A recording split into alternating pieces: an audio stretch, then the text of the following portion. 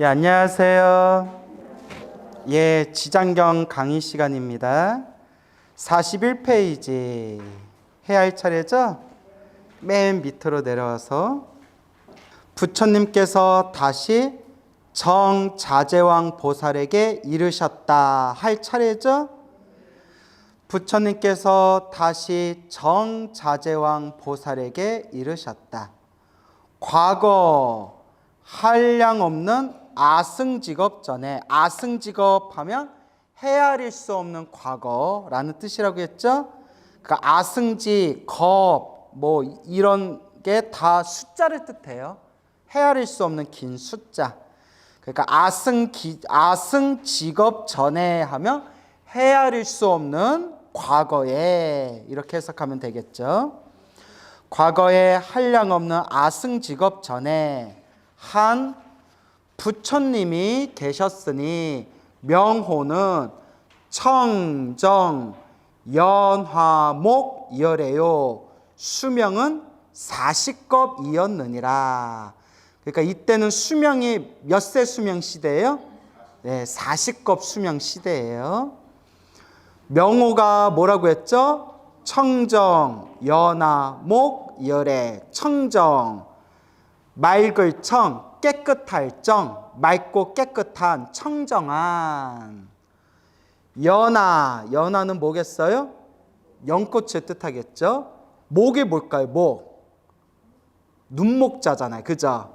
그러니까 맑고 깨끗한 연꽃의 눈. 부처님. 청정, 연화, 목, 열애요. 수명은 40겁이었느니라. 그래서 우리 부처님 이름이 청정, 맑고 깨끗한 무슨 꽃? 연꽃. 화자가 꽃필 화자예요. 꽃 화자하고 약간 한자가 다르죠? 예, 꽃필 화. 꽃필 화. 화엄경 할 때 요 화자를 쓰잖아요. 관심 없구나. 예, 목이 무슨 목자라겠어요? 그러니까 우리가 눈이 어떤 눈이 돼야 돼요? 맑고 깨끗한 연꽃 같은 눈이 돼야 돼요. 근데 우리 중생들 눈을 가만히 보면 눈이 어때요? 왜 눈을 그렇게 꼬름하게 떠? 이러잖아요, 우리. 그러니까 예전에 제가 관상책을 이제 보면 관상에 대해서 연구한 적이 있었는데 저도 막 이것저것 많이 봤거든요. 달마상법이라는 책이 있어요. 달마상법. 누가 만든 거겠어요? 달마대사가 만든 관상법. 그래서 달마대사가 소림굴에서 9년 동안 면벽을 한 뒤에 만든 관상법 중에 달마상법이라는 책이 있는데, 네, 그 뻥이죠. 네, 저는 뭐 설마 진짜 달마대사가 관상법을 이제 9년 동안 연구해가지고 그걸 사람들에게 남겼겠어요? 그래서 옛날에는 뭐 하나 만들면 자기가 만든 이게 신비롭게 보이려고 위에 유명한 사람들한테 갖다 붙였대요.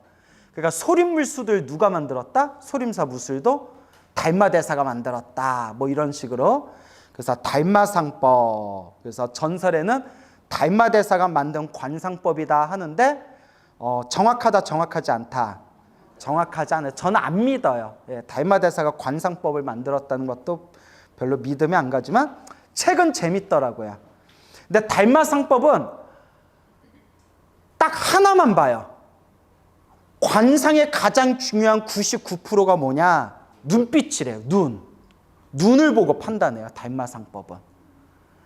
그리고 난 거울 보면서 제 눈을 확인하는 순간 깜짝 놀랐어요. 눈이 안 보여. 아니 뭐 눈이 보여야 이렇게. 눈이 안 보여서 때려친 적이 있어요. 그래서 제가 제일 화가 나고 짜증나는 게 신도들이 막 이렇게 법문 끝나면 막 사진 찍어주세요 하면 이렇게 사진 찍어드리는데 제 딴에는 정성껏 찍어드렸잖아요. 그죠? 그래서 찍고 나서 다시 와서 뭐라는지 아세요? 선생님 눈 감았어요. 다시 찍어주세요 이러는데 눈 뜬 거거든요. 그래서 화딱 지나요. 그래서 웃자고 한 말이지만 눈빛이 어떻게 해야 된다? 네, 눈빛이 맑고 깨끗해야 된다. 기도를 열심히 하고 공덕을 잘 닦으면 눈빛이 맑고 깨끗해진대요.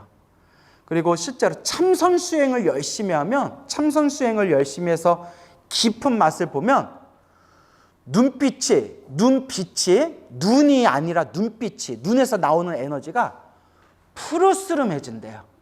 어떻게 된다? 푸르스름해진대요. 눈빛이. 그래서 그걸 벽안이라고 불러요. 뭐라 부른다? 벽안. 그래서 벽안 납자 하면 눈 푸른 납자. 눈이 푸르다는 게 그렇게 시퍼런 그런 어떤 아주 맑고 깨끗한 그런 어떤 에너지가 나오게 된대요. 그래서 저도 예전에 선방에서 한창 열심히 공부할 때 같이 공부하던 스님이 진짜로 제가 자랑하려고 하는 얘기 아니라 스님 눈빛이 펄해 이러더라고요. 에이 장난치지 마세요. 맨날 앉으면 좋는데요. 눈빛이 펄해 이래요. 그래서 진짜 거울 봤더니 정말 눈빛에 푸르스름한 그런 느낌이 들더라고요. 참 희한하죠. 지금은 맛이 갔어요. 수행을 너무 게을리했나 봐.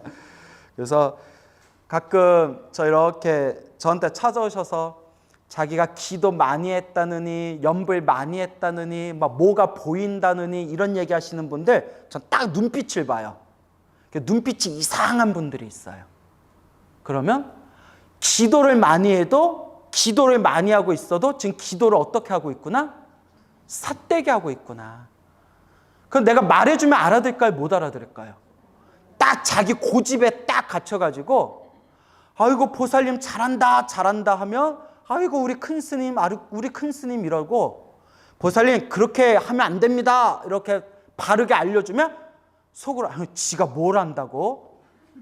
딱 그렇게 이제 자기 세계에 갇혀버려서 그때부터는 어떤 얘기를 해줘도 알아듣지를 못하는 거예요. 그래서 여기 와서 저한테 법문 들을 정도 우리 불자님들이라면 그런 이상한 삿된 상태에 빠진 분들은 없을 거라고 봐요. 왜냐하면 이상하게 삿된 상태에 빠진 분들이 이런 데 와서 굳이 법문 안 듣거든요. 자기 세계에 갇혀있지. 하지만 제가 드리고 싶은 얘기는 그런 거에 빠져들면 된다 안 된다. 그래서 제가 늘 얘기하는 게 겸손. 뭐라고요? 나 수행 잘한다. 내가 높은 경지에 갔다. 내가 기도에서 깊은 경지에 들어갔다. 이런 생각이 딱 들기 시작하면 한마디로 나 잘났다라는 생각이 들면 여러분들 지금 삿된 대로 가고 있는 거예요. 이건 제 얘기가 아니에요. 오만 산전수전 우주전 다 겪으신 수행의 끝을 보신 큰 스님들께서 항상 하신 말씀이에요. 나 잘났다, 나 공부 잘 된다 생각하면 이미 그거 잘못되고 있는 거래요. 그럼 어떻게 해야 돼요, 여러분? 항상 겸허해야 돼. 뭐 해야 된다? 부처님 앞에서 겸허해야 돼요. 그래서 수행할 때 자신을 속이지 말아라 라는 말씀이 있어요. 누구를 속이지 말아라? 자신을 속이지 말아라. 여러분들 제대로 수행하고 제대로 염불하고 제대로 부처님 가르침을 공부하려면 누구를 속이면 안 된다? 자기를 속이면 안 돼요. 근데 요 근래 보면 자기를 속이는 사람들이 엄청 많아요. 어떤 부류의 사람들이냐? 딱 자기를 보면 알잖아요. 딱 자기를 봤을 때 탐욕과 성냄과 어리석음이 그대로 있는데도 내가 깨달았다라고 착각하는 사람들이 있어요. 이게 자기를 속이는 사람들이에요. 그리고 그런 사람들한테 속는 사람도 난 이해가 안 돼요. 하기사 뭐 자기가 부처라고 안 하고 뻥치는 사람한테도 찾아가는 마당에 무슨 말이 더 필요하겠어요. 내가 예수다 하는데 사람들 신도들이 바글바글 한대잖아요. 예? 그런 이단 교회에도 신도들 그렇게 바글바글하고 저기 법정에서 사기꾼이라고 판명 났는데도 그분은 그럴 뿐이 아니라고 우리 교주님은 그럴 뿐이 아니라고 그렇게 다 속고 지내잖아요. 그죠?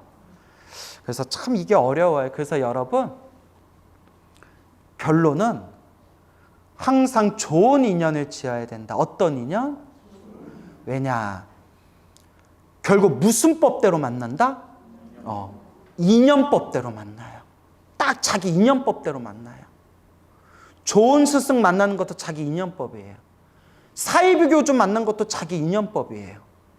좋은 사람, 좋은 인연 만나는 것도 자기 인연법이고요. 나쁜 사람, 나쁜 인연 만나는 것도 자기 인연법이에요. 참 무섭죠? 정말 무서워요. 아니, 막말로 여러분, 저나 여러분이나 이 지구상에 있는 모든 존재들, 모든 사람들이 다들 좋은 인연, 좋은 사람 만나고 싶지 나쁜 인연, 나쁜 사람 만나고 싶은 사람이 어디 있겠어요. 근데 결국 내 의지와 상관없이 무슨 법대로 만나더라? 인연법대로 만나더라. 다 자기 인연법대로 만나요. 제가 이 얘기할까 어떤 보살님이 맞아요 스님. 저도 우리 남편이 그런 사람인 줄 몰랐어요. 그런 분이 계셔요. 예? 근데 제 법문 듣고 확실히 알았대요. 저런 인간, 저런 남편 만난 게 누가 지은 인연법이었구나. 내가 빚이 많아서 저 인간을 만났구나. 그래서 눈물을 뚝뚝 흘리세요. 그러면서 스님, 제가 전생에 지은 빚이 있어서 제가 저런 남편을 만난 것 같습니다. 이번 생 잘 닦겠습니다 라고 얘기를 하세요. 근데 여러분 중요한 게 있어요. 제 인생 살아보니까 마누라 말만 들으면 된다 안 된다. 남편 얘기도 들어봐야 돼요. 양쪽 말 다 들어봐야 돼. 알겠죠? 참 이게 어려워요. 무슨 법대로 만난다? 인연법대로 만난다.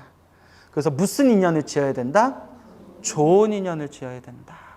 그래서 항상 부처님 말씀을 잘 배워나가야 됩니다. 알겠죠? 그래서 제가 요새 굉장히 걱정되고 우려되는 면이 있어요.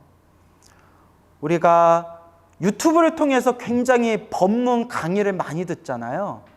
근데 그 중에 우리 법문하시는 분도 저를 포함해서 하는 얘기예요. 법문하고 강의하는 분들이 다 공통점이 뭐냐면 다 자기 잘난 맛의 얘기예요. 진짜 그래요. 내가 잘난 맛이 있으니까 사람들 앞에서 당당하게 얘기하는 거예요. 다들 자기 말이 옳다고 해요. 다 자기 말이 맞다고 해요. 저도 제 말이 맞다고 하죠, 당연히. 그러니까 다 자기 말이 맞다고 하고 서로가 서로 견해가 달라요. 그죠? 근데 여기서 저쪽 사람은 내가 이해가 안 되겠지만 또 내 입장에서 저쪽 사람 얘기를 들으면 막 기가 막히는 거예요, 내 입장에서는. 그러니까 제 입장에서는 어떻게 저렇게 부처님 말씀을 왜곡해서 말씀할까? 어떻게 저렇게 엉터리로 얘기할까? 제일 기가 막히고 코가 막힌 게 윤회는 없다 이러는 사람들. 여러분 우리 다음 주면 백중이에요. 그죠?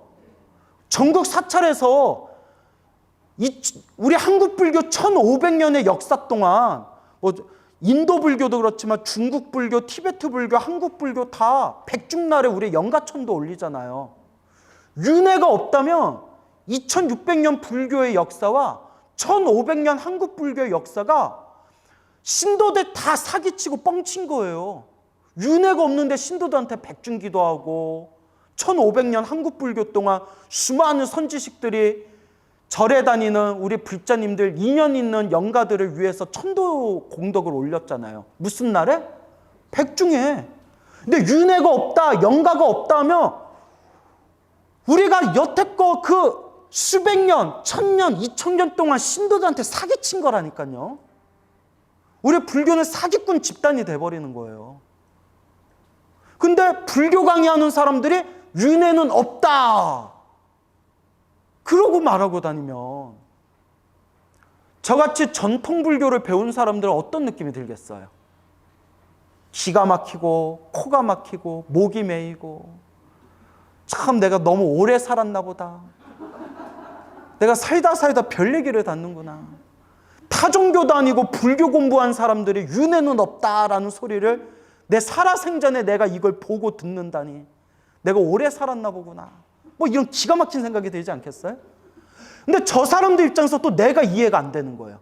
자기네들이 봤을 때는 윤회가 없는데 제 광호라는 중은 툭하면 윤회 얘기하고 인과업보 얘기하고 신도들 다 신도들한테 막 뻥이나 치고 막 그렇게 이제 이해가 안 되는 거예요.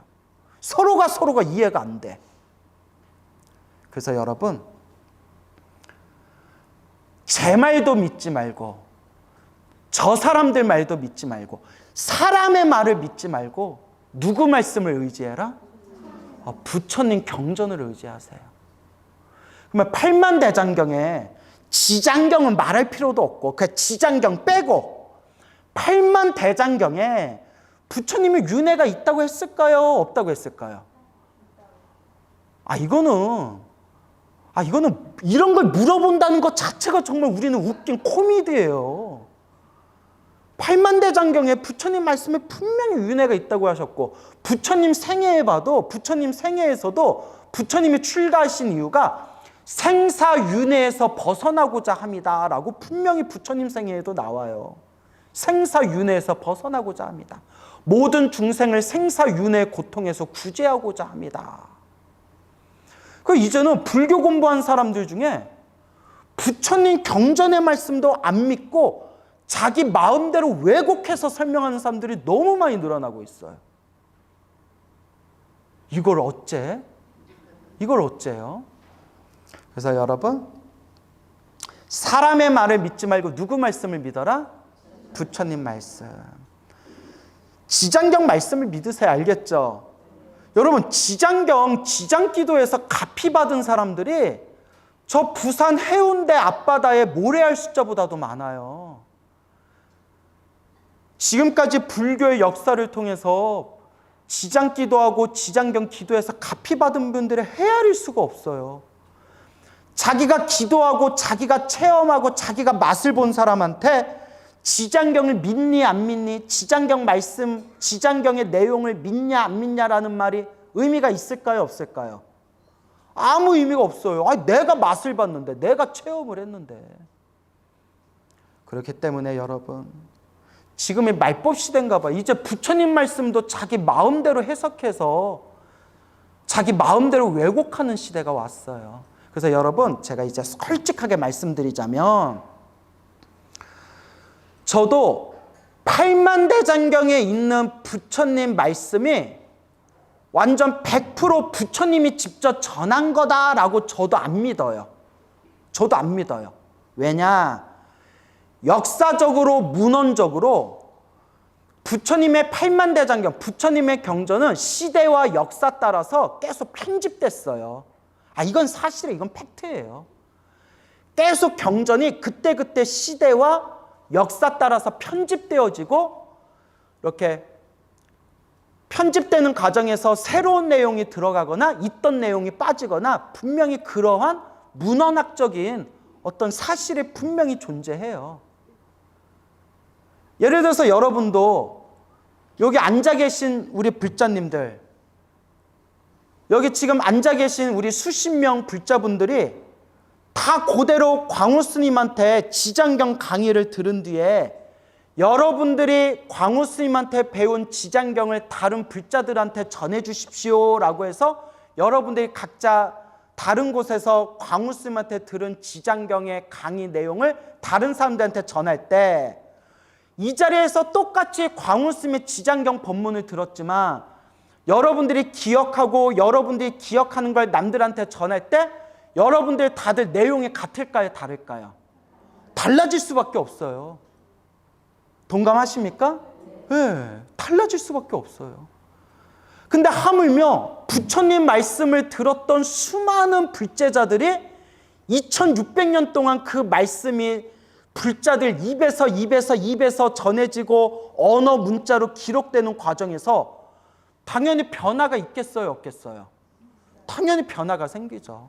그래서 저도 여러분들한테 말씀드리는 게, 부처님 경전을 의지하되, 부처님 경전을 믿고 의지하되 너무 글자 하나하나에는 집착하지 말아라. 의미가 없더라. 왜냐? 2600년 동안 경전이 편집되면서 이 언어 문자로 만들어진 경전의 내용이 저마다 조금씩 내용이 다른 부분이 있다. 그러니까 글자 자체에 집착하지 말고 이 경전에서 말하고자 하는 진정한 의미가 무엇인가, 그 교훈을 찾는 게 중요하다. 이 얘기 몇 번 말씀드렸죠. 그래서 저도 팔만대장경에 나와 있는 경전의 말씀이 글자 한 글자조차 하나도 오류가 없는 완벽한 부처님이 직접 전하신 친설이다 라고 저도 안 믿어요. 분명히 2600년 동안 내려오면서 언어 문자로 만들어진 경전은 시대 따라, 역사 따라, 그 문화 따라 경전이 편집되어진 것은 분명한 사실이에요. 그러면 여기서 이제 문제가 뭐냐? 그러면 어디까지가 진짜 부처님의 원래 가르침이고 어디까지가 중간에 내려오면서 편집되어진 내용이냐, 이걸 우리가 100% 알 수 있다 없다. 그러니까 그게 문제예요. 알 수가 없어요. 기준점이 없어요. 어디까지가 정말 부처님의 친설이고 어디까지가 편집되어진 내용이냐, 기준이 없어요. 우리가 어떻게 알아요? 학자들마다 주장하는 게 달라요. 학자들마다 주장하는 게 다른데 문제는 뭐냐? 학자들도 정확한 기준이 있는 게 아니에요. 나는 이와 같이 생각한다. 나는 이와 같이 추측한다 라고 말할 뿐이에요. 그렇기 때문에 우리가 명심해야 되는 게, 경전 자체도 편집되어진 언어 문자인 건 사실이지만 어디까지가 부처님의 원래 말씀이고 어디까지가 편집되어 있는 건지를 우리가 알 수 없기 때문에 내 아르마리로 함부로 판단하지 말고 일단은 믿고 의지해라. 한마디로 비록 경전이 편집본이라 하더라도 경전을 의지하고 가면, 이게 중요해요, 중간 이상은 간다. 어떻게 간다? 중간 이상은 간다. 삿된 데는 안 떨어져요. 이게 중요해요. 경전이 역사적으로, 경전이라는 언어 문자가 편집되어진 건 사실이지만 편집되어진 경전이라 할지라도 경전 자체를 믿고 의지하면 어디에는 안 떨어진다? 삿된 데는 안 떨어져요. 그런데 반대로 내 아르마리만 믿고, 경전은 편집되어진 언어 문자이기 때문에 경전을 100% 믿으면 안 된다 하면서 내 식대로, 내 깜냥대로 경전을 내 마음대로 해석해버리면 자칫하면 어디로 떨어져 버리게 될까요? 삿된 데로 떨어져 버리는 거예요. 제가 뭘 얘기하려는지 알겠어요? 이게 아주 중요한 문제예요. 그러니까 여러분, 제가 하나만 얘기할게요. 이게 좀 어떤 분한테는 충격적인 얘기일 수도 있지만, 여러분, 저도 지장경 많이 읽었다고 했죠. 지장경 읽고 저도 책을 많이 읽잖아요. 그러면 뭐 불교의 역사, 뭐 인도 불교의 역사, 중국 불교의 역사, 한국 불교의 역사, 뭐 불경의 역사, 경정 성립사, 뭐 이런 책들, 논문들을 살펴보면서 이것저것 비교하면서 제가 암암리에 제가 내린 결론이 뭐냐? 근데 이건 끝까지 들으셔야 돼요. 저도 지장경이 서가모니 부처님께서 직접 설하신 100% 경전이다라고 저도 100% 믿지는 않아요. 뭐였는지 알겠어요? 이 지장경이 석가모니 부처님 당시에 서가모니 부처님이 직접 설하신 것이다 라는 것을 저도 100% 믿지는 못하겠어요.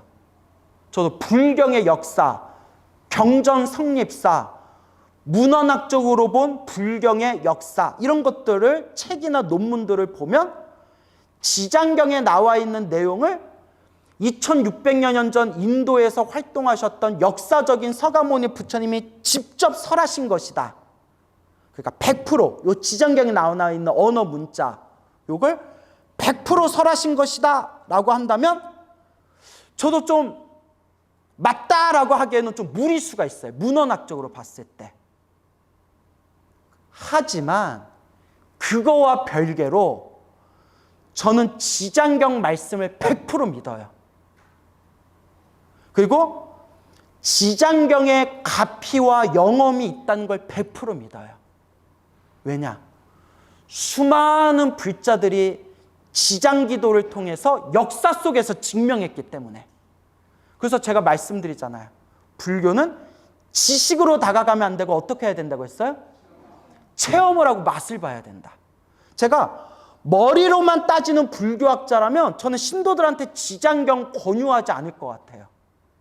제가 머리로만 따지고 부처님의 가르침을 언어 문자로만 공부하는 학인이라면, 학자라면 저는 차라리 불자들한테 슈타니파타나 법구경을 추천할 것 같아요. 하지만 기도하고 연불하고 체험을 하고 불보살님의 은혜와 가피를 생생하게 목격하고 들은 입장에서는 저는 당당하게 초보불자들한테 반드시 무슨 경부터 봐라? 지장경부터 봐라. 100%, 200%, 300% 당당하게 확신을 갖고 말할 수가 있어요. 지식이라는 입장이 아니라 체험이라는 입장에서 봤을 때. 제가 뭘 얘기하려는지 아시겠습니까? 예. 그래서 여러분, 불교를 언어와 문자와 지식과 역사라는 관점에서만 불교를 공부하면 부처님 8만대장경을 믿을 수가 없어요. 100% 믿을 수가 없어요. 왜? 후대에 내려오면서 결국 다 편집되어진 내용들이거든요. 법화경도 학자들 분명히 이렇게 얘기해요. 대승경전의 왕이라는 법화경조차도 후대에 내려오면서 점점 그 시대적 요구에 맞춰서 새롭게 창조되고 편집되어진 경전일 것이다. 물론 저는 그렇게 믿지는 않지만 학자들이 그렇게 학자들 입장에서 법화경을 공부하면 법화경을 재미로 볼 수는 있어도 믿음은 안 가요. 그렇죠, 여러분? 새롭게 편집된 경전이라는데. 근데 여러분, 수백 년의 2000년의 1000년의 500년의 100년의 역사를 통해서 지금 이 순간에도 제가 알고 지내고 있는 친한 불자님들 중에서도 지금 이 순간에서도 너무나 힘들고 괴로울 때 간절하게 법화경 기도를 해서 정말 소설책에나 나올 법한, 전설의 고향에서나 나올 법한 엄청난 신비로운 가피와 불보살님의 은혜를 생생하게 체험하신 분들이 수도 없이 많아요.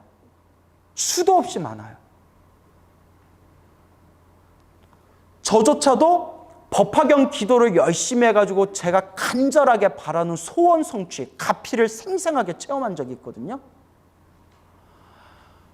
그런 체험의 입장에서 보면 법화경을 믿을 수가 있겠어요, 없겠어요? 안 믿을 수가 없어요. 생생하게 내가 목격하고 체험하고 내가 그 체험하신 분한테 생생하게 내가 직접 들었는데. 그러면 여러분, 우리가 부처님의 경전을 어떻게 바라봐야 되냐 했을 때 두 가지 관점이 있는 것 같아요. 제가 공부해 보니까 하나는 학문적 관점이에요. 어떤 관점? 학문적 관점. 학문. 그러니까 불교 철학으로서의 관점. 불교란 무엇인가? 부처님은 어떤 말씀을 하셨나? 철학적으로 이성적으로 다가가는 불교가 있어요. 그거는 불교학자에 가깝죠. 근데 저는 신도님들, 우리 일반 대중들을 많이 만나고 일반 대중들과 함께 대화 나누고 함께 교류를 하다 보니까 지금 이 순간 이 사바세계에서 살아가고 있는 우리 일반 중생들은 불교 철학 관심 없어요. 그죠, 여러분? 그러니까 누가 이래요. 스님, 당장 내일 월세 내기도 힘들고 당장 몸 아파서 죽을 것 같고 당장 남편이 바람 펴서 당장 때려 죽일 것 같고 자식들을 말 더럽게 안 들어서 막 힘들어 죽을 것 같고 집안일이 너무 힘들고 괴로워서 내가 왜 사나, 이럴 바에야 내가 죽는 게 낫지 않을까, 막 이런 인생의 절벽에 서 있는 우리한테 불교 철학이 무슨 소용이 있습니까? 우리가 왜 절에 갑니까? 제발 부처님 저 좀 살려주세요. 우리는 그런 마음으로 절에 가는 겁니다. 이런 얘기를 하시더라고요. 어느 정도 동감하시죠? 그런 분들한테 불교 철학이 무슨 의미가 있겠어요? 2600년의 인도 불교의 역사는 부처님의 초기의 가르침이 100년 후에 양쪽으로 나눠주면서 상자부와 대중부로 나눠주고 상자부와 대장부로 쪼개진 게 20여 개의 부파로 나눠지고 20여 개의 부파가 몇백 년이 지난 뒤에 부처님이 돌아가시고 500년쯤 지난 뒤에는 반야경이라는 이름으로 대승불교가 새롭게 나타나게 되고 대승불교가 발전하면서 공사상을 연구하는 중간학파와 모든 것이 마음이 만들었다는 유식학파라는 두 가지의 양대학파가 생기고 모든 중생의 마음 안에 불성이 있다는 열애장 합파가 생기고, 중간합파와 유식합파가 서로 논쟁을 벌이다가 나중에는 중간합파, 유식합파, 금방 말한 열애장 합파가 서로 하나로 통합되어지면서 힌두교의, 인도 정통 힌두교의 의식 의례가 서로 통합되면서 밀교라는 가르침이 생기게 되고, 뭐 이런 거 저 달달달달 외우고 있어요. 근데 이런 게 무슨 의미가 있냐는 거예요. 내일 월세 내기도 힘들다는 신도한테. 무슨 말인지 알겠죠? 여러분, 저 기억력 은근히 좋아요. 저 웬만한 거 책 한 권 달달달달 외워요. 근데 이런 게 무슨 의미가 있냐고요. 당장 힘들어 죽겠다는데, 당장 아들이, 딸이 막 아파가지고 병원에 몇 년 동안 입원해도 낫지가 않고, 집안에 가세는 기울고 막 우울증에 걸려서 저 너무 미친 듯이 힘들어요 하는 신도분들한테 제가 그래서 중간합에서는 공사상에 대해서 이렇게 해석했고, 유식합파는 나중에 두 가지로 쪼개져서 또 무상유식합파와 유상유식합파로 나눴는데 그게 또 나중에는 또 이런 식으로 발전했습니다 하며, 있으면 좀 뭔 소리 하는 거예요? 나 힘들어서 지금 상담받으러 왔는데. 뭔 얘기인지 알죠? 그래서 불교는 두 가지 관점이 있다고 했죠. 불교 철학으로서의 불교의 관점이 있고요. 하나는 짐지고 힘든 자들이여 나에게 와라 라는 신앙적 의미로서의 불교가 있는 거예요. 힘들고 괴로울 때 관세음보살을 불러라. 일심으로 관세음보살을 불러라. 관세음보살님이 그대들을 해탈케 해주리라. 너무나 아프고 괴롭고 힘들 때 약사열애를 불러라. 약사열애 부처님의 따스한 손길이 그대의 아픔을 어루만져 주시리라. 지옥에 떨어진 그 죄 많고 고통스러운 그 중생들을 모두 다 제도하겠다는 지장보살님이 계시다. 힘들고 괴로울 때 간절하게 지장보살을 불러라. 지장보살이 반드시 너희들을 평온케 해주시리라. 이런 신앙적 불교가 있는 거예요. 그리고 부처님, 보살님 믿습니다 하고 간절하게 아미타불을 부르고 관세음보살을 부르고 지장보살을 부르고 약사열애 부처님을 불러서 부처님 감사합니다, 감사합니다 하면서 인생에 너무나 힘들고 괴로운 그 고난에서 불보살님의 은혜와 가피를 받은 불자가 헤아릴 수 없이 많아요. 그런 신앙적 불교를 불교 철학 관점에서 또 해석하면 될까요, 안 될까요? 결이 다르잖아요. 결이 달라요. 무슨 말인지 알겠습니까?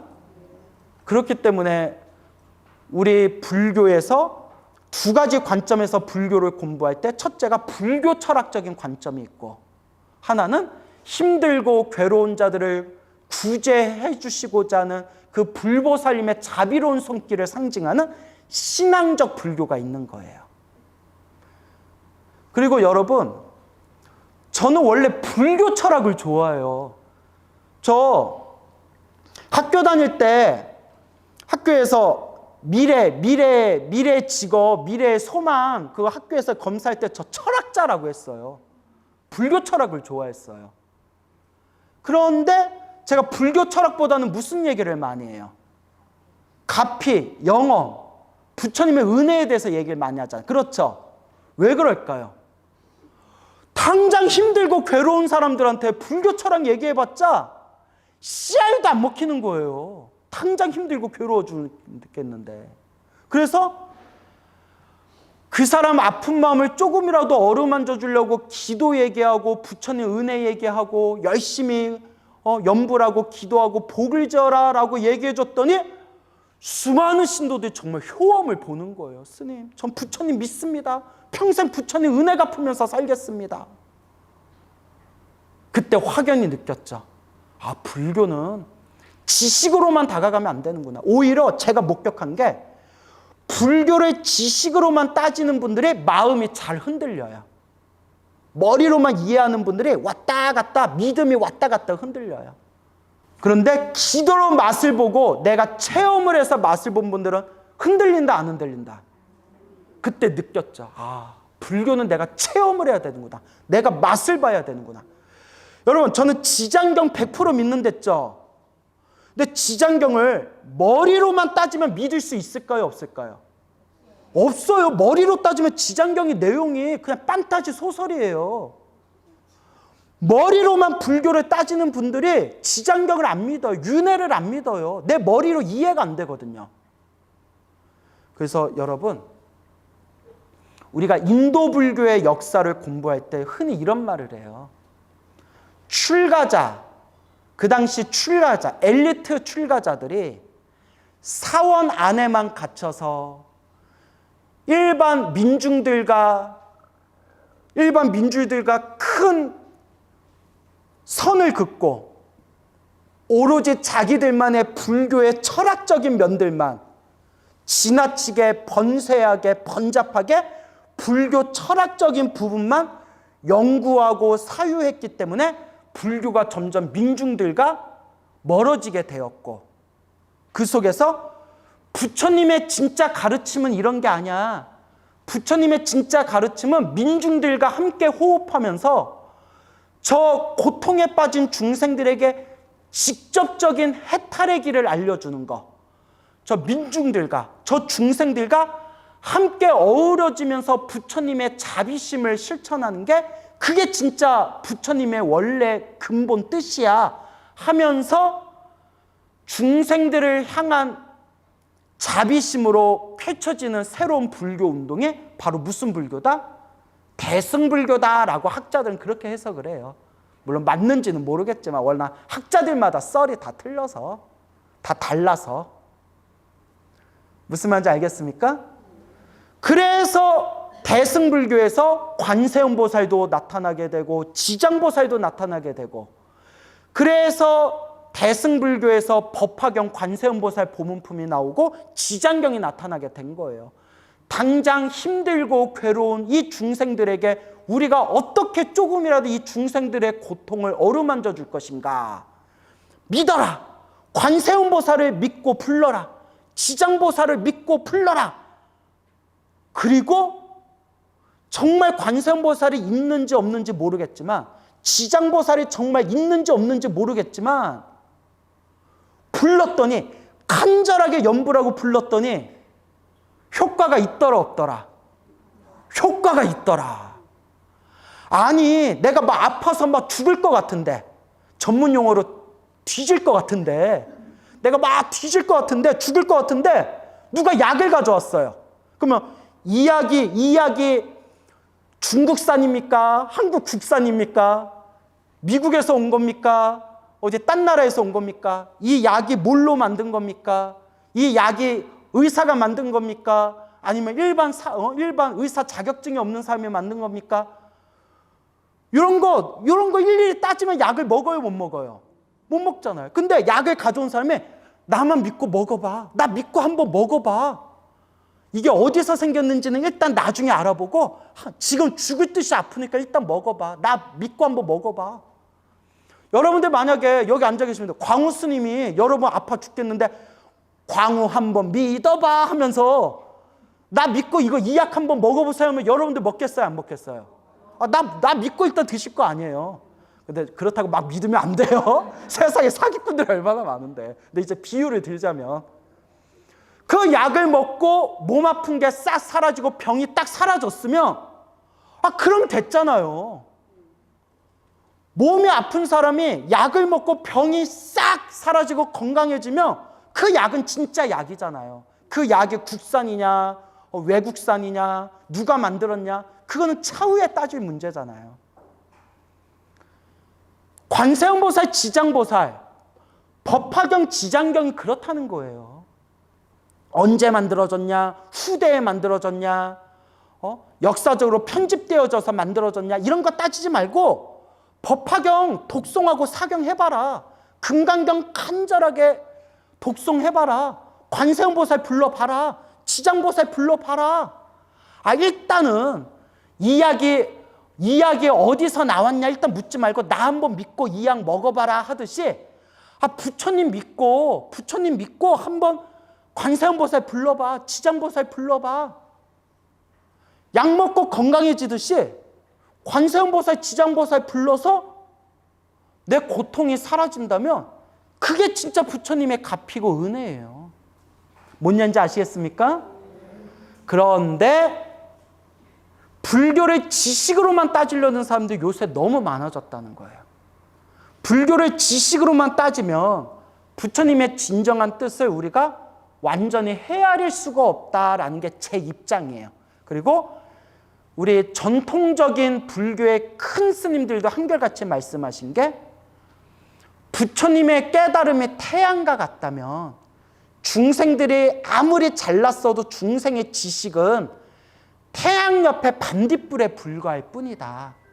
그런데 하물며 내 아르마리 같은 중생의 지식으로서 어떻게 저 태양 같은 반딧불과 같은 내 아르마리를 가진 중생의 지식으로서 태양 같은 부처님의 가르침을 어찌 감히 함부로 헤아리려 하느냐라고 그렇게 큰 스님들이 간곡하게 말씀하신 거예요.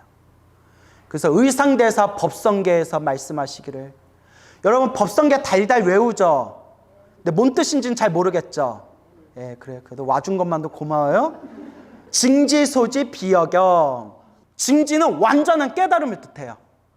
완전히 깨쳐야 알 수 있는 것이지 다른 경계로는 알 수가 없다. 그러니까 다른 지식으로는 알 수가 없다는 거예요. 뭐 해야만 알 수 있지? 완전히 깨달아야만 알 수 있지. 증지, 깨달아야만 알 수 있는 경지다. 예, 그래요. 아우, 갑갑하네요 진짜. 그래도 진심으로 와준 것만도 고마워요. 그래도 여러분들이 성근이 있어서 이렇게 부처님 가르침 공부하러 온 거예요. 그렇죠? 예, 또 네, 그러시네.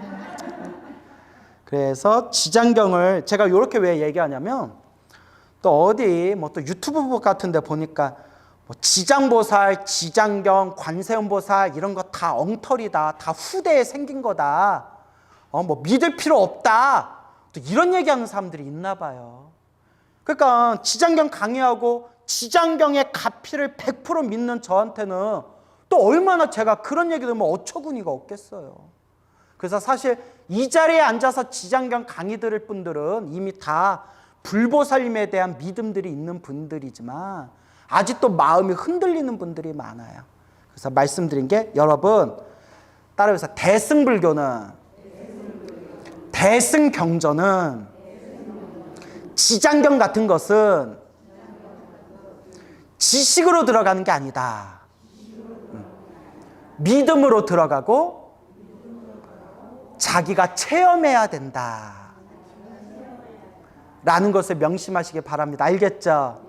그래서 제가 그분이 쑥스러우실까 봐 누군지 밝힐 수는 없지만 제가 아는 분만 벌써 한 3-4분 지금 앉아 계시는데, 생생하게 지장보살, 지장경 기도하시고 지장보살 연부를 하셔서 지금 여러분들 앉아 계신 분들 중에 제가 알고 있는 분들만 벌써 몇 분 생생하게 지장보살 가피를 체험하신 분들이 지금 앉아 계세요. 그분들한테 지장경이 진짜 믿을 수 있는 거예요? 지장보살 가피가 정말 있어요? 라고 물어보면 그분들 뭐라고 대답하겠어요? 예? 뭐라고 대답하겠어요? 믿습니다? 예? 자기가 맛을 보지 않았으면 말을 허덜덜 마세요. 이제 이런 말이 나오게 되는 거예요. 그러니까 여러분 열심히 연불하시고, 그래서 대승불교의 가장 중심이 연불이에요. 간절한 부처님의 은혜, 연불하시고 내가 스스로 맛을 봐야 된다라는 걸 꼭 명심하시기 바랍니다. 알겠죠? 그래서 불교 공부할 때 지식으로 너무 따지면 이거 끝이 없어요. 지식으로 따질수록 오히려 믿음이 자꾸 흔들려요. 내가 맛을 봐야 된다. 결론은 수행하고 정진하고 체험밖에 없다라는 것을 명심하시기 바랍니다. 알겠죠?